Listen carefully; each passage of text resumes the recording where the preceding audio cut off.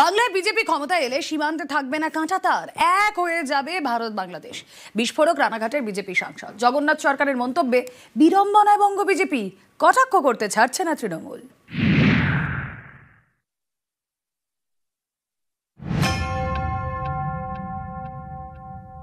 আমরা কথা দিচ্ছি যে এবার যদি আমরা জিতি, মাঝে বাংলাদেশের সঙ্গে কাঁটাতারের বেড়া আমরা রাখবো না।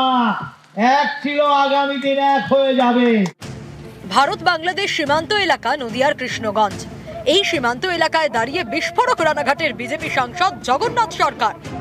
আমরা কথা দিচ্ছি যে এবার যদি আমরা জিতি, মাঝে বাংলাদেশের সঙ্গে কাঁটাতারের বেড়া আমরা রাখবো না।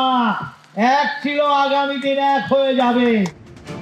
বিজেপির শীর্ষ নেতারা বারবার অনুপ্রবেশ ইস্যুকে হাতিয়ার করেন, বাংলায় এসে হুঙ্কার দেন এ রাজ্যে বিজেপি ক্ষমতায় এলে অনুপ্রবেশ বন্ধ করে দেবেন। সামনের বছর পশ্চিমবঙ্গে বিধানসভা ভোট, তার আগে এ রাজ্যে এসআইআর শুরু হয়ে গিয়েছে। বিজেপির এখন হাতিয়ার এই এসআইআর। তাদের হুঙ্কার, এবার ভারতে থাকা সমস্ত অনুপ্রবেশকারীকে ঘরছাড়া করা হবে। একদিকে বিজেপির সুর এভাবে সপ্তমে, আর একদিকে রানাঘাটের বিজেপি সাংসদ বিস্ফোরক।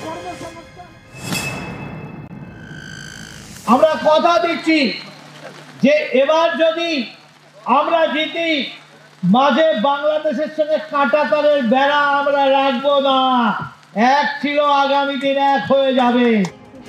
বিজেপির সুর এক, তাদের সাংসদের আর এক। জগন্নাথ সরকারের মন্তব্যে বিড়ম্বনায় বাংলার পদ্ম শিবির। আমার মনে হয় কোনোভাবে তিনি মিসকোটেড হয়েছেন। কাঁটাতারের বেড়া রাখবো না কিভাবে হতে হবে? কাঁটাতারের বেড়া তো আছেই, এবং গোটা সীমান্তে যে এখনো 400 কিলোমিটারের বেশি যা ফাঁকা জায়গা আছে, সেই জায়গাটাকে তাতে কাঁটাতার দিয়ে ভরাট করা হবে। তাহলে আগে নিজেদের মধ্যে লড়াইটা সেরে, কাঁটাতারের বেড়া দেওয়া যাচ্ছে না বলে লড়াই করছেন ওদের দলের নেতারা, বিরোধী দলের নেতাদের শুরু করে সবাই। আর আরেকজন নেতা বলছেন কাঁটাতারের বেড়া একদম পুরোপুরি তুলে দেবেন। আগে নিজেদের দলের লড়াইটা সেরিয়ে ওরা সিদ্ধান্ত নিক কি হবে। নিউজ 18 বাংলা।